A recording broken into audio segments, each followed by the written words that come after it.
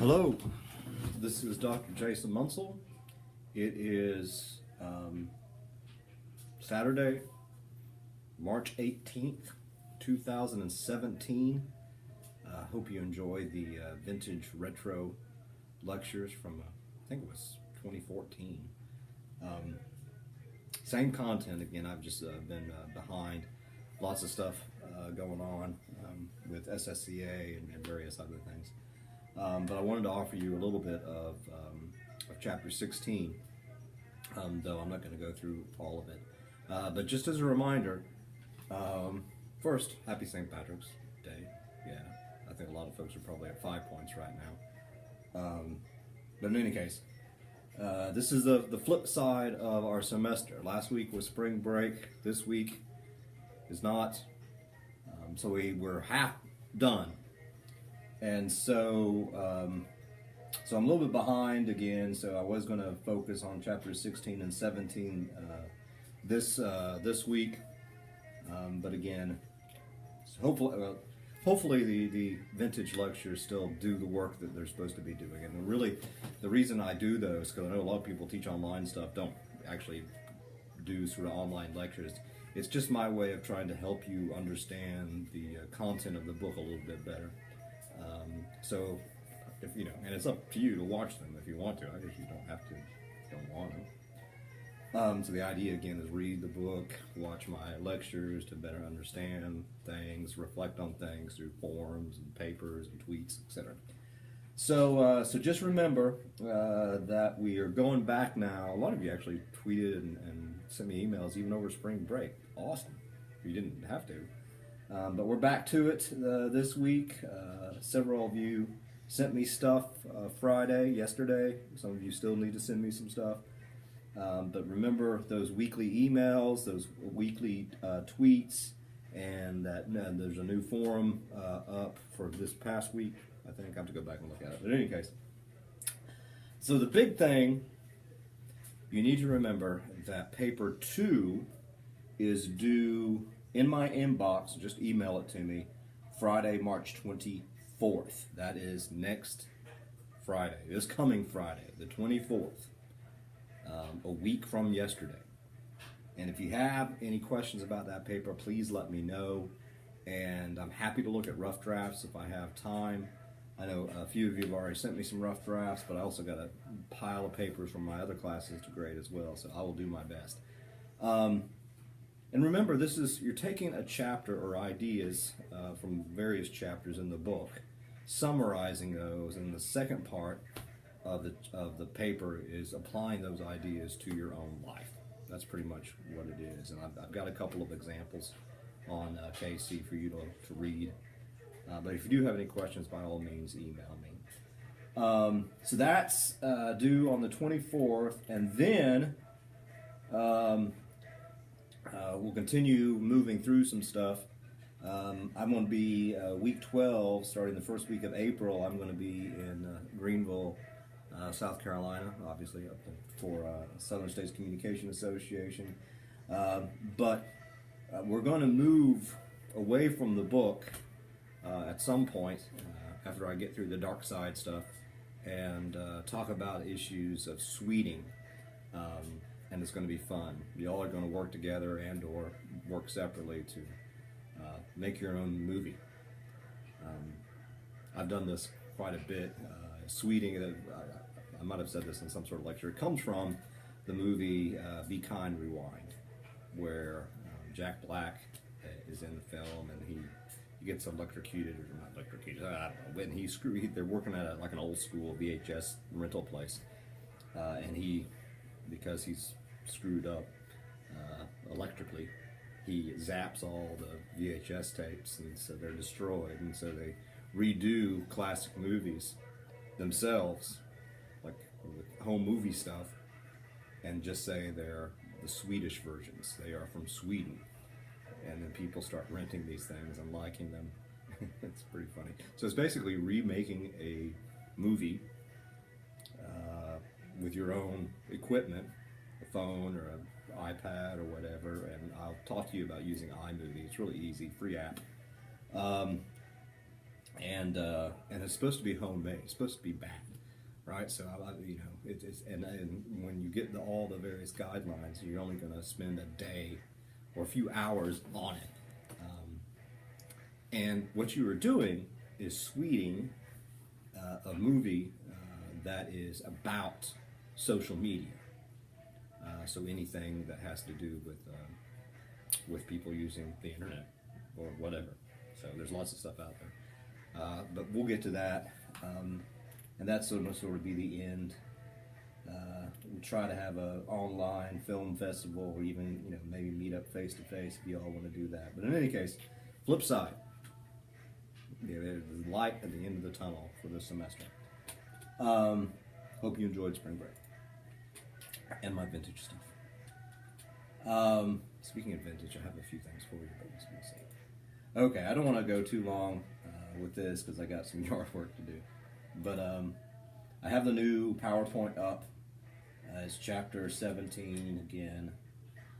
Actually 16, sorry, my bad. I want to remind you of some of the things that I said at the very beginning of the semester via an online lecture, and that is these pillars of intellectual life, and what we need to be thinking, or framework for approaching every chapter, but particularly as we're moving to what our book frames as the dark side, the bad stuff, when it comes to CMC. But remember, we need to demolish simplistic either-ors. For instance, saying that CMC is bad, face-to-face is good, blah, blah, blah. So just this either-or that, you know, you can only do things certain ways. We need to critique received ideas, like gender norms and how gender is constructed. So we need to critique things that are potentially oppressive. Freedom with respect to those in power, we need to try to liberate ourselves. Respect for complexity of problems, there's really no quick, simple solutions to pretty much anything, unless you're thirsty, and then you can have some delicious water.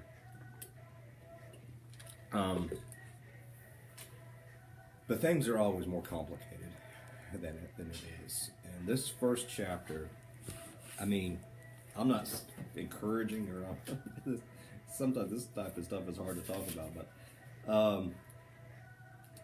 there is apparently some good things about cyber sex.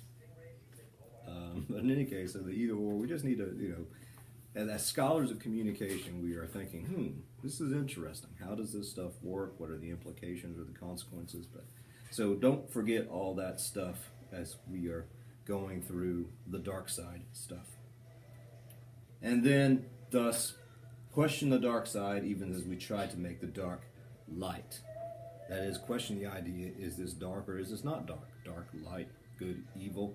Those are very simplistic. Things are good and evil, good and bad. We live in a gray world.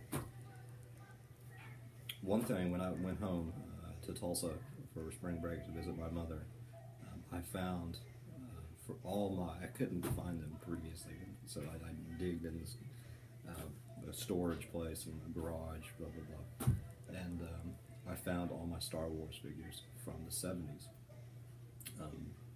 And they are truly from the 70s.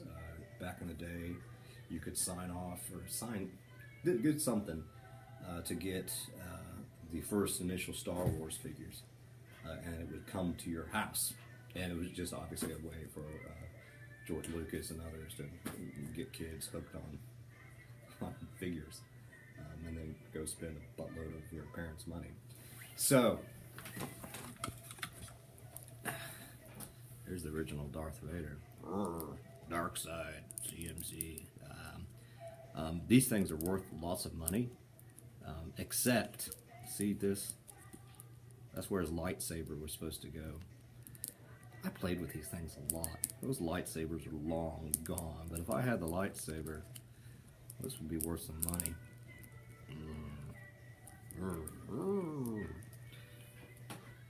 And then Luke Skywalker. I am the good side of CMC. I am the dark side of CMC. Hello, Daddy. Hi, son. Where's your sister? Oh, she's right here. Hello. Yeah, Carrie Fisher died. That's sad. Okay. Ah, look, I'm dirty. Okay. So, the dark side. We're moving to the dark side.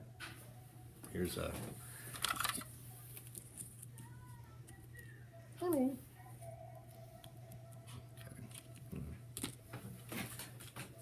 Okay. So, moving to gender and CMC. I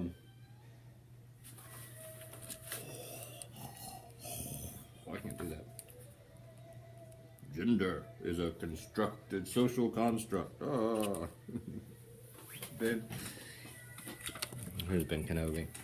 He's the wise one, so let's see if I can stand him up. So what's Ben Kenobi saying? When we're thinking about gender, generally speaking, again, we've talked about this before, but we need to understand that gender is indeed a social construct. And we actually need to problematize the whole idea of sex in a way, that is biological sex, male or female, because again, we know that folks are born in the middle with a little bit of both, a little bit of country, a little bit of rock and roll. Yeah.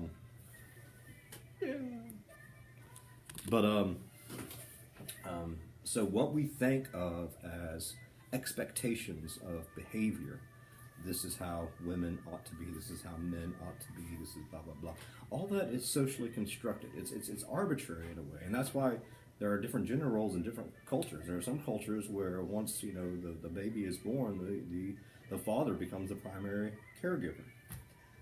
So we need to again understand that gender is not natural.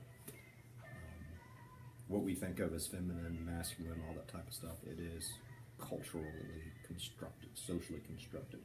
And we also need to understand the internet is rhetoric. And what is rhetoric? Rhetoric is, if you want to boil it down, sort of the art of persuasion. But it persuades us, it invites us to see things in certain ways. And so there are lots of things on the internet, obviously, that teach us about gender. What does it mean to be a man? What does it mean to be a woman? How men and women are portrayed, et cetera, et cetera, et cetera. So the internet is huge, big league. It plays a pivotal role in that process of creating our social reality. And when I say social reality, I mean what we value, what we think is good and bad, what we think, men ought to behave, women ought to behave, blah, blah, blah. All that type of stuff is in part socially, it's all socially constructed, but in part the internet helps with that process. And they also talk about how technology itself is a gendered medium. And we've talked about that before, that folks sort of see technology itself as masculine. So that's pretty interesting. But the internet, more than anything else, is a tool, a space, a stage where we perform gender. And the idea of performing gender is very, very important, because folks like Judith Butler argue that we do gender. We aren't just this way. Biologically, I am a male, but I perform masculinity, in so many ways. Or I perform this or that. So the idea of performance theory is very important to this particular chapter. So basically, I think the bottom of page 303 has a pretty good comment about all this before they get into performative theory. The internet, as a medium of mass comm, provides a space in which gendered social issues can be given widespread attention. Information giving and interactional sites allow engagement and discussions of ideas outside the hegemonic gender discourse, sometimes. Also, it provides a forum for voices that are often overlooked or